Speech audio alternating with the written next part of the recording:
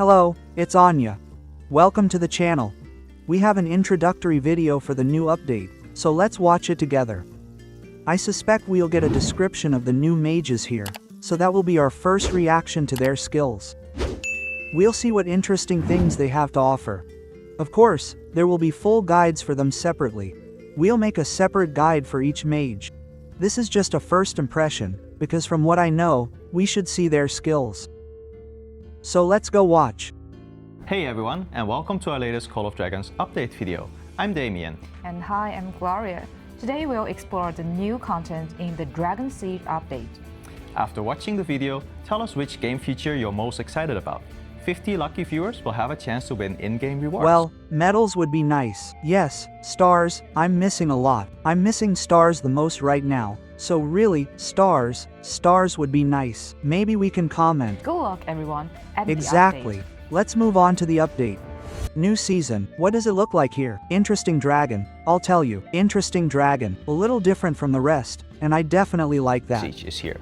Command the mighty flame dragon to wage siege warfare and fight. We have Strategic citadels. locations These across the citadels are powerful, right? This is a real castle. I thought it would be like, you know, something like a bastion, right? This building doesn't give us any buffs. The flame dragon's soul has been imprisoned within the summoner's towers. Drive out the occupying darklings to summon. We saw these dragons in Dragon Abyss. We know they're strong. We know they're cool. And that's exactly the kind of control I'd expect from behemoths. I wouldn't want every behemoth to have this kind of control. For these behemoths to do anything on the battlefield, because this dragon really worked well, right? It works well, and I hope the rest of the behemoths will also be changed so we can control their abilities. Yes, that's what we're missing. Tweak these abilities a bit, buff them a bit, and these behemoths would do something on the battlefield, right? Because right now, they don't do anything on the battlefield. We have this new dragon, Dragon Tanda. And here's the tiny Thunder Drake. We already know that these cards are only for this dragon in this scenario, and these fruits too. So that's how it works. From 4 different regions in the new season map to recapture citadels and defeat the powerful Thunder Dragon. The Wings Unbound policy allows We have a policy here so that Selûne isn't limited to flying legions, so we have this policy, so to speak, this ability. Cool. We have some interesting new policies on the right side. I see. Finally, some changes have been made, perhaps more interesting ones in these policies. I wonder if they'll show us. They didn't, no, and there were some new icons there. I hope they're not just changed icons, but some new policies. We have it. Warden. I told you, Warden looks like Udyr. And Warden's abilities are somewhat reminiscent of Udyr's. Here you have Oerk, not shown from the so-called League of Legends. So let's see what's here. Just a quick note. No, we have 3 attack types. Yes, the first ability is rune dependent. We get a random rune upon entering combat. Depending on the unit type we attack, we should get that rune. Let's see further. I'd definitely like to expand on this. Target Legion unit type. However, we have a fire rune here. 1600 damage factor, 3 targets, pretty cool. We have Quake, also 3 targets, 1800 skill factor. And then there's the Thunderbolt rune. We only have 1 target here, but we deal 2000 skill damage, so we deal the most damage with Quake. The second skill, when our Legion gains the rune by cancelling a rage skill while we're on the battlefield, becomes a devastating rune. I'll rely on a dictionary here, as this is the first time I've ever seen such a word, and we can trigger it once every 30 seconds. We consume this rune, and we deal damage to up to 3 enemy legions. The damage isn't described here, and the damage is limited to 30%. And any legion that takes damage also gains the word minus 30% for 3 seconds. Maybe there'll be a damage description for this rune somewhere down the line. Unless we have it in the first skill. I'll come back for a moment. Fire damage. Maybe we'll trigger this fire damage, eh? Maybe. I'm not sure, but we might use that skill here, which deals 1600 damage. So we'll see. Third skill. Passive, 20% defense, 20% attack. Cool, simple. When we cast the Chaos rune, the Infantry Legion loses 40% defense, Cavalry loses 40% hydrogen phosphide, and Archers lose 40% attack, so to speak. Mages, on the other hand, deal 40% less damage than hero abilities for 10 seconds. Hey, cool, it's really cool. I like this skill. The skill itself might not provide much merit, but we'll be limiting the enemy's merit, so I really like that. The question is, what is the Chaos Rune? Is it also something from the first skill? So let's go back for a moment. So the Chaos Rune is simply the ability to go berserk. Cool. So after going berserk, we deal some DIBFF depending on the unit we're targeting. I like it. Really cool. And let's see what's going on here. Legion deals 20% more skill damage, and upon awakening, we have a 100% chance to gain a devastating rune, which is skill number 2. Yes, I feel like this description is missing something, but we'll see, right? Anyway, it seems pretty interesting. And awakening also seems strong, because we'll have a 100% chance to cancel the second source of damage, right?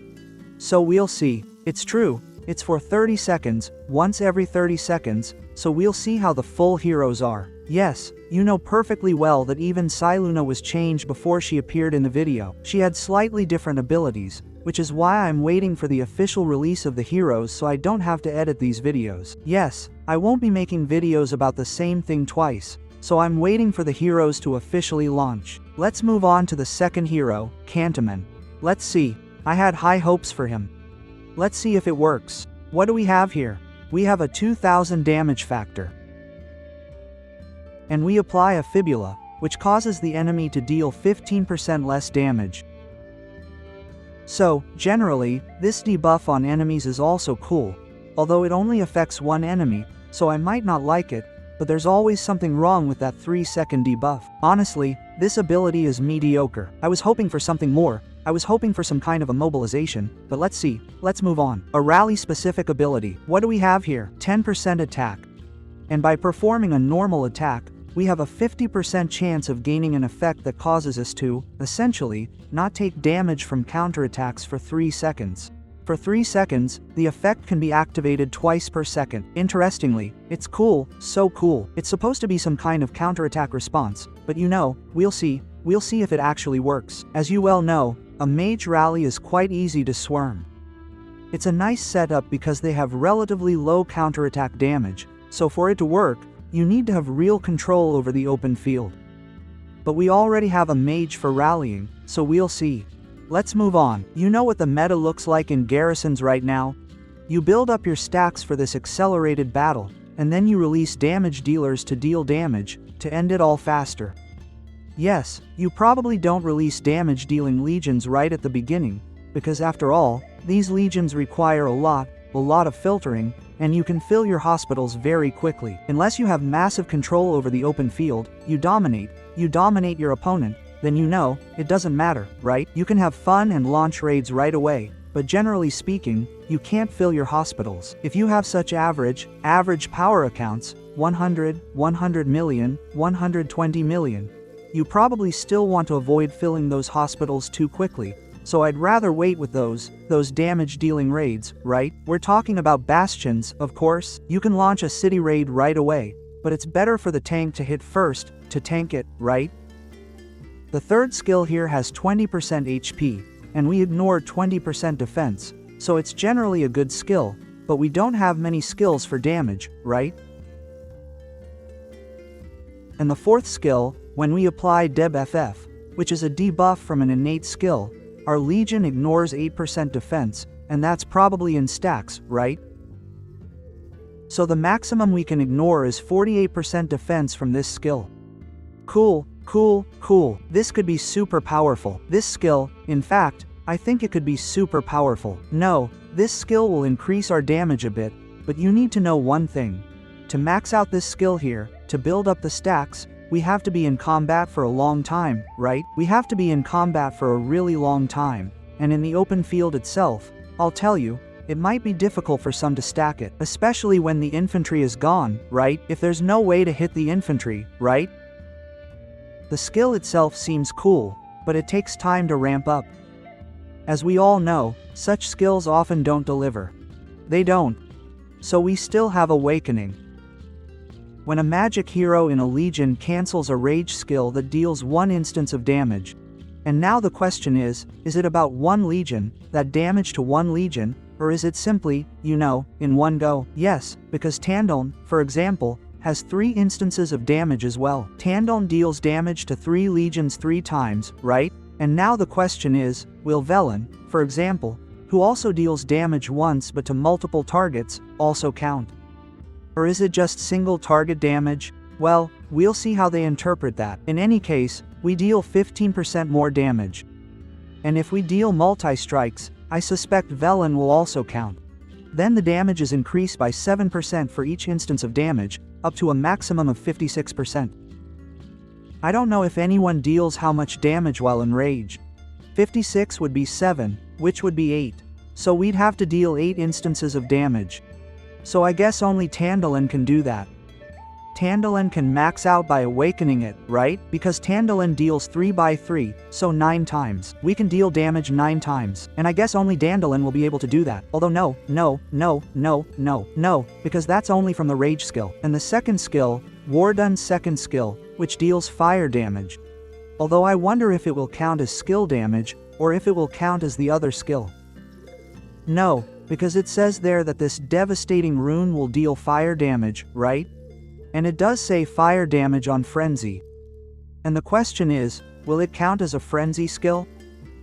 I doubt it, but maybe there's a chance it will. Then we'd have a maximum of what? 6 stacks, right? Still not 9, but the damage would still increase. So I think we'll have to wait and see how it all works out. Anyway, to be honest, these skills seem interesting. For example, I like control mages, as you well know. However, I think they might not give you credit for the merits. For now, I don't know that Hulk Den, for example, says everything new will be op. However, I think the new mages are so-so for now. That's what I'd say from the descriptions. We'll see how it goes, but from the descriptions alone, Soluna definitely impressed me more than the new mages. Because there will be tiers. Yes, of course, I realize there will be tiers about them not providing merit, just like with Tandalin. But let's move on to the artifact. I saw the artifact there. What do we have here? Magic unit death. So there will be tiers. Tiers about them not providing merit, right? And we have a bit of attack. The artifact stuns for 1 second, which is interesting. It's a shame it doesn't stun, for example, when the Cantaman mage goes berserk. But it is what it is. So, yes, we summon a shooting star that deals damage to 5 legions. 3000 damage factor, stuns 5 legions for 1 second, so the artifact might be fine. And the star leaves a trail behind it that deals damage for 5 seconds, also to 5 legions, with 100 damage factor per second, which isn't much. Not much. The additional effect increases our attack by 12%, so what? 24% would be at artifact level 5 for 15 seconds. When we gain the rune, so the artifact, as I said, will be for Vardun, so this buff will be practically permanent. So cool. So that's good, but we have to rage first, right? After the first rage, we'll have a permanent attack. So cool. Overall, I don't think this march will bring much merit. It's a rather control-oriented mage march, I'd say, I think. And people will complain about them, right? I can already see people complaining, just like with Tandalin. Personally, I really like them. I like control mages and appreciate some crowd control effects. But as for merits, well, maybe they're missing here, especially since we still have defense on the artifact. We have a pet that deals some damage and ignores some magic defense, but I suspect it's the pet itself, so it's not an effect that also works on the Legion, on mages. I think it's the pet's attack itself that will ignore defense, so don't get too excited about it being something special. Every time our Legion applies a debuff, we gain a Phantasm mark, which causes the pet's Frenzy ability to ignore 15% of magic defense. Plus, a maximum of 5 stacks. Wow, this is getting interesting. This is getting really interesting with this effect. So how much will it be? 5 by 1575. 85% ignoring the target's magic defense. Pretty cool. So this pet might actually do some damage, but you know, we have to get going, right? So if you change targets often, move often, and don't let your pet nullify the ability, then you'll have low pet damage in your report, right? So remember not to move until your pet fires its cannons. Let's move on. What skills are there anyway? They didn't show them, unfortunately. Oh well, too bad. But there was probably some damage delta from the upgrade. We definitely have some damage delta from the upgrade. And the third skill, we'll see what happens there. In camp-based Seasons of Strife 3, 5, and 6, the camp exchange feature is now available. During the first 3 days of the Brink of War phase, realms in the same season map can swap camps and regions. Buffs from the crit. And that's a cool change. You'll finally be able to change starting zones so no one gets bored in a 3v3 scenario when you're among allies. So that's definitely cool. And about the shop, I thought KVK changed something, but it's about the crystal shop. 45 days is also a cool change. When marksmen and magic legions receive buffs to attack range, the buffs will also apply. I don't know what's going on with mages and the range buff. Honestly, why do mages need extra range? Unless there's an ability that increases their range even more, then GG. To heroes, war pets, and artifacts with the same unit type tag. We fixed an issue with range calculation for Ruby's hero skill, Blind Barrage, when leading different unit types. The trigger conditions for this skill are now strictly determined. This is probably about that bug where when you sent cavalry, it probably dealt damage at maximum range, but now it will depend on the unit type. Okay, I didn't see that bug. For example, After an alliance researches the alliance tag fortifications, authorized alliance members can choose to reinforce alliance buildings to increase their durability. When you relocate while other players' legions are they didn't show us whether we'd be able to manually enable it or not. But let's see what the deal is with relocation. Finally, there's a little message that we have some legions in the city, so that will definitely be The useful. alliance block list limit has been increased from 50 to 100. We have made the following improvements to certain Titan's Legacy rewards. After unlocking Insight Rune, you can now choose the legendary artifacts Stalwart Shield and Thunder Elegy as your max. 2 new artifacts in the rune are also Use cool. the try-out features to So there will be some kind of rotation of heroes, artifacts, and pets. test different heroes, artifacts, and warpaths in Battle Abyss. Keep in mind that available rosters will change across different seasons. That's actually cool. I like that. You'll be able to, you won't have to. You'll be able to draw any conclusions about the heroes even with a simple click. So there's Winning the nothing left Paramount to do but Championship wait for multiple it. times will add adornments to your avatar frame. The 2026 And the World Cup in soccer. I thought maybe there would be some, I thought maybe there would be some roots of War League based on the country. almost here. And this is Your about favorite soccer. team, the World Cup predictions event, and win guessing gold to redeem for awesome prizes. Complete daily quests in the Rainforest Guardian event to receive Vitality Files. Use these to bring the Rainforest back to life and gain amazing rewards. And that's all for today's update video. Let us know in the comments which feature you're most excited about, and make sure to leave your ID. Don't forget to like the video and share your thoughts in the comments. Thank you for watching, and we'll see you in the next one. Well, thanks for watching too. So, to summarize the mages themselves, because I think that's the most interesting for all of us. I think they'll be cool, really, but they'll be underestimated like a tadpole, and that's how it will look. Honestly, that's my feeling. Not that it'll be like standalone, but we'll see. So for many people, these mages might not be what we'd expect from G5 mages. While I personally think they have powerful debuffs, people underestimate them. Anyway, thanks for sticking around this far. I'll be saying goodbye to you. You know what to do. Hang in there. Ho!